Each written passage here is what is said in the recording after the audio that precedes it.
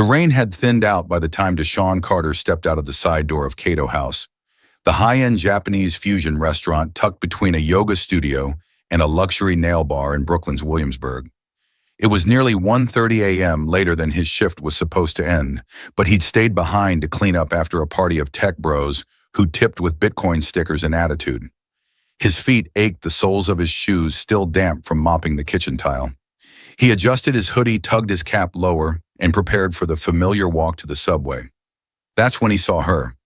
A woman, maybe early 30s, white, dressed in a backless emerald dress that didn't belong anywhere near a wet sidewalk, stumbled out of the restaurant's front entrance. Her heels gave out as she tried to steady herself on the slick steps. She let out a surprised gasp as her hand missed the railing. Without thinking, Deshaun dashed forward and caught her before she fell. The smell of sake and Chanel No. 5 wrapped around her like a veil. He could feel her heartbeat through the thin silk. "I'm good," she slurred, brushing at his arm, as if his hand had burned her. "Don't need anyone." He didn't let go immediately, not because he doubted her, but because he knew what would happen if she fell. If she cracked her skull on the concrete, if someone found a young black man next to her unconscious body in the early hours of the morning. He knew what it would look like. He always did. "I'm just making sure you don't end up face first in a puddle," he said quietly, easing her upright. She blinked at him, mascara smudged across her cheekbones. Her lipstick was halfway gone, her blonde hair tangled with the night wind. But beneath the mess was a face he recognized. Eleanor Whitford, investor, major shareholder, rumored billionaire. Occasionally came into Cato House without warning, often with men in suits who didn't speak to anyone below managerial level. "I've seen you," she mumbled, frowning like she was trying to remember a word on the tip of her tongue. "You serve at the tables." "That's right," Deshaun said. "Deshaun Carter." Eleanor squinted. "You're not like them, not like the ones who try too hard to impress me. You're quiet." He gave a polite smile, unsure what that was supposed to mean. "Do you want me to call you a car?" She didn't answer, just nodded vaguely. Her balance shifted again, and he caught her a second time before she collapsed fully against him. She didn't fight it this time.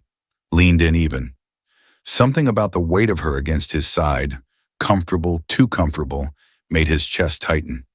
He helped her to the curb, ordered an Uber with practiced efficiency, and waited beside her in silence.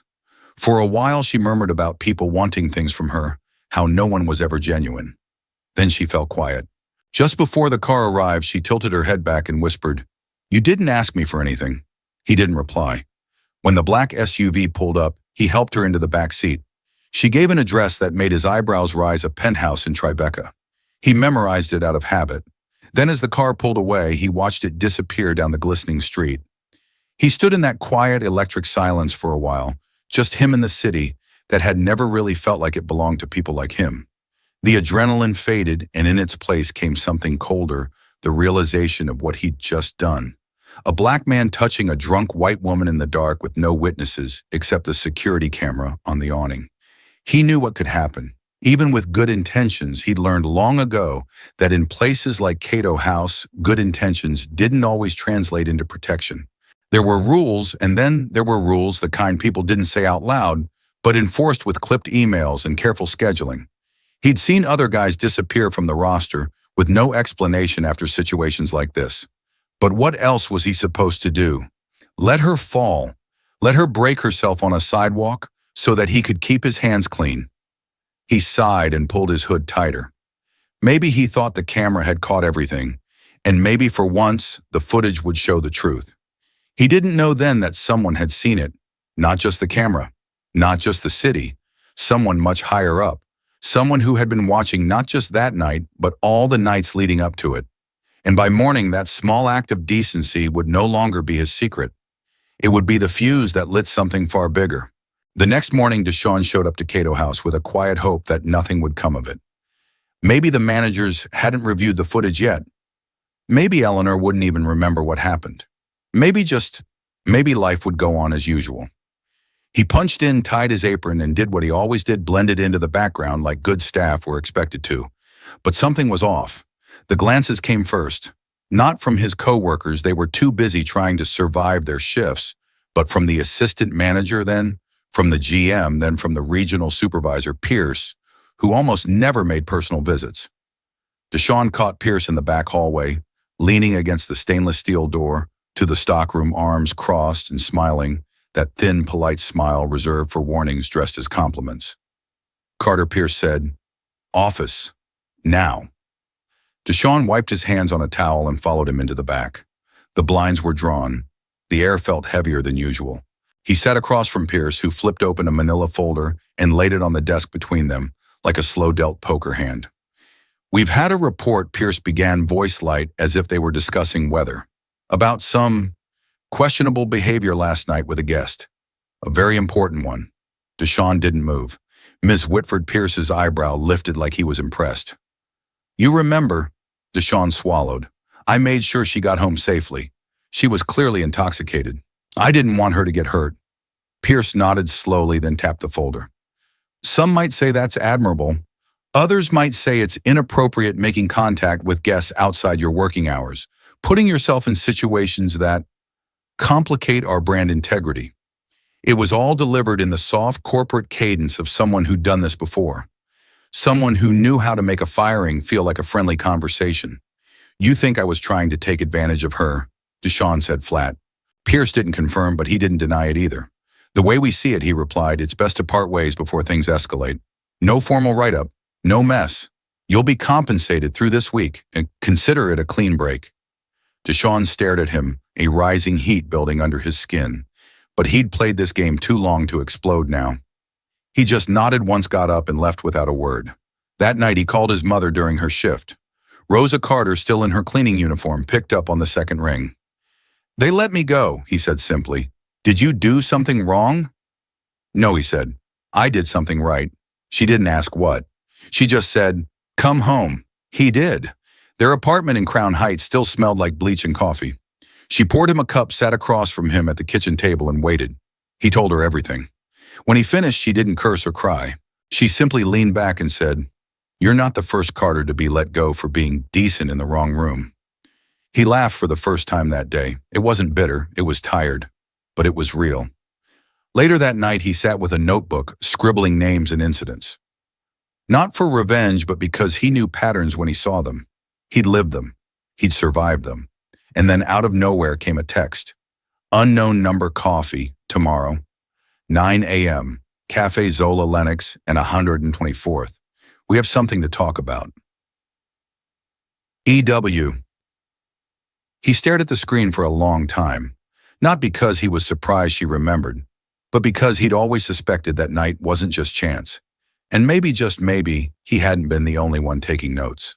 The next morning, Deshawn arrived 10 minutes early to Cafe Zola, a modest spot on the corner of Lenox and 124th.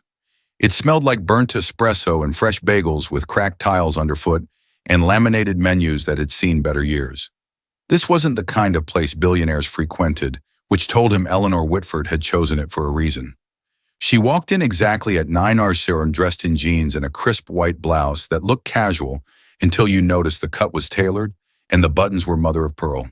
Her hair was pulled back in a simple knot, and for the first time she looked like someone who lived in the same world as Deshawn, not above it. "Thanks for coming," she said, sliding into the booth without ceremony. "I figured you might be curious." "I was," he said. "Mostly about why someone like you would text someone like me." Eleanor leaned forward, elbows on the table. "Because someone like you just got fired in my name. And I want you to know I didn't file a complaint." In fact, she pulled out her phone and slid it across the table. "This is the only message I sent Cato House after that night." Deshawn read the email.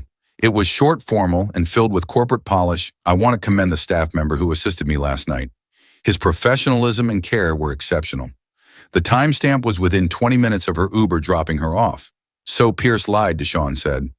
Eleanor nodded. "He's been lying for a while. About a lot more than just you." She pulled out a folder thinner than Pierce's, but more dangerous. Inside were spreadsheets, HR reports, anonymized employee complaints, and hiring data that made his stomach turn. Page after page showed what Deshawn had only sensed: black front-of-house staff disappearing. Latino workers moved to the back, white hires getting promoted after shorter tenures. "I've been tracking this for 6 months," she said, "but I couldn't move forward without someone from the inside. Someone the others trust." Deshaun looked up from the folder. You want me to help you build a case? I want you to help me change the system. Lawsuits are part of it, but I'm not here to just tear something down. I want to build something better. I'm opening a new restaurant in Harlem, Japanese Southern fusion, culturally inclusive, employee-owned, and I want you to run it. The words hit him like wind after being underwater too long. You want me to manage it? Co-manage, she said. 30% ownership, full autonomy over hiring, and profit sharing for staff. We do this right, it becomes a blueprint. We do this half right, it becomes a headline and disappears. Deshaun leaned back, heart racing. You're serious, I don't do things halfway, she said, and Pierce is on borrowed time. But we both know even if he's fired, someone like him always comes back unless people like you get a seat at the table. He looked down at the data again. Names of people he used to work with, faces that had just vanished. You think I can convince them to talk? I think they'll talk to you before they'll talk to me. You know who's scared, who's fed up, and who's waiting for someone else to make the first move. Deshaun didn't answer right away. He sat there, the hum of the cafe blending with the storm building inside him. Not anger, not anymore, but a kind of purpose that had nowhere else to go. If I say yes, he said slowly, this doesn't end with one restaurant. Eleanor smiled, not a business smile, not a PR smile, but something real. That's exactly the point. He didn't shake her hand. Not yet. But as he tucked the folder under his arm and stepped back into the Harlem morning, the weight of it felt less like burden and more like blueprint. Deshaun didn't go home after the meeting. He wandered through Harlem's late morning pulse, past murals and stoops and corner stores that reminded him of the neighborhood he grew up in. That folder under his arm wasn't just evidence, it was a mirror. And the more he looked at it, the more he realized how many names inside weren't just co-workers. They were people who had learned to disappear quietly. By the time he got back to his apartment, he already had a list in his head. Marcus, Jenny, Latrell, Olivia. All had worked at Cato. All had left without noise, most without closure. And if Eleanor was right, if they were willing to speak, this wasn't just a legal case. It was a reckoning. He started making calls that afternoon. Marcus, still working in the kitchen at Cato, answered on the second ring voice, low and cautious, like he thought he might be overheard. You sure you want to be talking to me about this? Marcus asked. They've got eyes on everything. Deshaun didn't push. He just said, you ever wonder why the white host who started 2 weeks after Jenny got her job? Marcus went quiet for a long time. Then finally he said, meet me tomorrow, but not near the restaurant. Jenny was easier. She had left 6 months ago after being demoted to cleaning duty for lack of warmth, despite glowing reviews. When Deshaun called, she didn't hesitate. Tell me where and when. I've been waiting to speak. Over the next few days, Deshaun moved like someone on a mission. He recorded conversations, always with consent. He collected schedules, performance reviews, emails Marcus managed to photograph from screens he wasn't supposed to have access to. At night, he organized it all in a massive binder Eleanor had given him. By the end of the week, it had grown into something undeniable. Still, the weight of it wasn't in the paperwork, it was in the stories.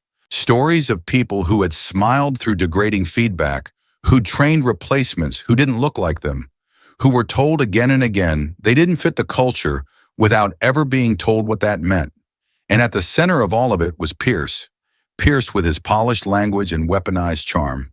Pierce, who never used slurs but made sure black employees were scheduled for the slowest shifts, who used phrases like front-facing energy as coded armor, who told Jenny once in front of an investor, some roles require a certain visual consistency.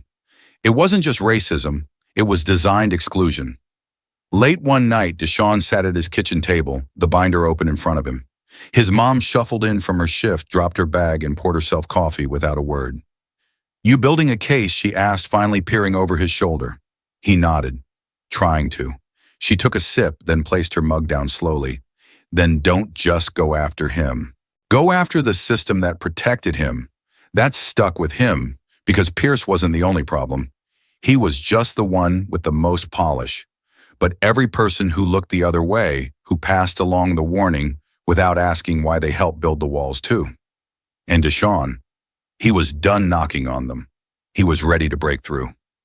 The final piece came from Marcus, passed to him in a manila envelope behind a diner near the edge of East Harlem.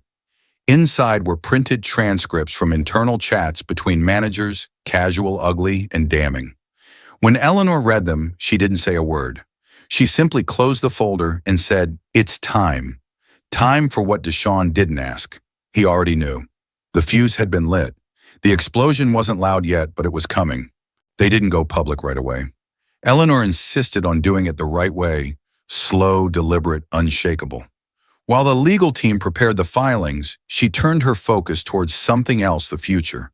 And that meant building from scratch, the very thing Pierce had tried to keep people like Deshawn from ever touching a restaurant that didn't just serve food, but served dignity. They called it Umami Root. A name Eleanor said came from her grandmother's kitchen, where Southern food was seasoned with stories and survival. She wanted something that honored both the Japanese heritage of Cato House and the Black and immigrant hands that had built its success quietly behind the scenes. The space was an old warehouse in Harlem full of peeling paint and bad plumbing, but Deshawn saw potential the moment he stepped inside. Not just for a new restaurant, but for a new rhythm, a new way of doing things. He didn't just want a place where the food was good. He wanted a place where no one had to explain why they belonged there. The first thing he did was build the team, not by resumes, not by who had Michelin stars or fancy internships. He called the people he'd worked beside when the rush was heavy and the tips were light, people who knew how to carry 3 trays without spilling a drop, how to stay calm when the printer jammed mid-dinner rush, how to speak gently to a customer who was clearly having the worst day of their week. Jenny signed on to manage the front of house. Marcus, now beaming with a pride Deshawn had never seen in him, took the kitchen. Hiroshi, the former head chef at Cato House, agreed to be a cultural advisor and consultant, offering to train the staff on traditional technique without the elitist gatekeeping that had driven so many out of the industry. Eleanor funded it all but never stood in the way. "I wanted to have your fingerprint," she told Deshawn. "Not my signature." As the opening day approached, they held a soft launch, just friends and neighbors. Deshawn's mom came wearing a dress he hadn't seen since high school graduation. She sat near the kitchen, sipping sweet tea and smiling like she'd been let in on a secret the world hadn't caught up with yet. One of the guests that night was a couple in their 60s, Black and Korean. They'd lived in Harlem for decades, but said they'd stopped going to new restaurants years ago. "We got tired of the looks," the woman said quietly. "The way they ask if you're sure you have a reservation." After their meal, they pulled Deshawn aside. "This place," the man said, voice steady, "feels like it was made for us." Deshawn didn't have a response for that. His throat tightened in a way that surprised him, because no one had ever said that about anywhere he'd worked before, not even close. Later that night, as they cleaned up the empty tables and stacked chairs, Jenny looked at him and said, "This is real, right? We actually built this." He nodded. "Yeah, we did." There was no ribbon cutting, no press release, no celebrity chef in the corner posing for photos, but there was laughter in the kitchen, and people who looked like home, and a quiet, growing certainty in Deshawn's chest that the best way to dismantle the old system wasn't to scream at its walls. It was to build something so undeniably right that the old way became irrelevant. And soon the people who'd tried to erase him would be forced to watch what bloomed in the space where they once planted fear. The restaurant opened quietly, but word spread like wildfire.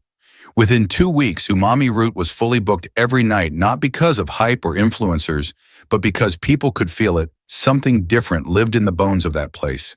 The food was good, yes, bold, soulful, precise, but it was the way people were treated that kept them coming back. And while Deshawn focused on building something new, Eleanor moved forward with dismantling the old. The lawsuit against Cato House had been filed. It wasn't just a discrimination case. It was a systemic audit armed with documents, recordings, and testimony from over a dozen former employees. What started as a quiet revolt had grown teeth. The hearing was scheduled for a Monday morning downtown, and Deshawn arrived early not to testify, but to watch, to be present, to look the system in the face. The courtroom buzzed with the tension of corporate discomfort. Pierce showed up in a tailored Navy suit flanked by lawyers and flanked even more tightly by denial. He smiled at everyone like this was just another quarterly meeting, like he wasn't already bleeding credibility. Eleanor entered next, flanked by her own legal team, but walking with the same calm control she had that morning in Cafe Zola. She didn't smile. She didn't need to. The judge opened the session, and what followed wasn't fiery, it was methodical. Spreadsheets were presented tracking the timeline of terminations, demotions, and disciplinary actions against non-white employees. Transcripts of internal Slack messages were read aloud. In one, Pierce had written, "We need to refine the brand image, too many faces up front that don't fit the aesthetic." He winced when that line was read. For the first time, his composure cracked. Then came the testimonies. Jenny spoke steady as stone. Marcus followed, revealing the patterns he had witnessed from inside the kitchen. A former HR rep stepped up, visibly shaken, but confirmed it all. There were quotas, not on paper, but everyone knew. Pierce's lawyer tried to spin it, blaming isolated misjudgments and unintended bias. But the room was already shifting. You could feel it. The facts were too many, the patterns too precise. At one point, the judge leaned forward and asked in Mr. Carter, "Why isn't he testifying?" Eleanor stood. "Because he's too busy running the kind of restaurant Cato should have been." It landed harder than any exhibit. When the hearing ended, Deshawn stepped outside into the late morning sun. Eleanor joined him a minute later, slipping her sunglasses on. "How do you feel?" she asked. He took a deep breath. Lighter, not finished, but lighter. She nodded. That's a start. A few days later, news broke Pierce had been fired from the company. A formal apology was issued. Settlements were being discussed. And perhaps most importantly, the board announced a full audit of hiring and promotion practices across all locations. Deshawn didn't celebrate with champagne. He celebrated by handing Marcus a promotion. He celebrated by hiring a teenage busser who reminded him of himself at 16, quiet, observant, careful not to take up too much space. He celebrated by giving a second chance to someone who never should have needed one in the first place. The fight wasn't over. He knew that. But for the first time, the future didn't feel like something he had to squeeze himself into. It felt like something he was shaping with his own hands. And that more than any verdict or headline was what finally felt like justice. 6 months later, the rhythm inside Umami Root felt like something that had always existed, like jazz on vinyl, or steam rising off a bowl of ramen in winter. The kitchen moved like clockwork. The front-of-house team laughed loud and often, and the walls, once bare brick and peeling paint, now held photos of the staff, not staged, not filtered, just real moments frozen in time. Deshawn stood by the host stand one evening, watching as guests trickled in. Couples, families, solo diners with books or earbuds.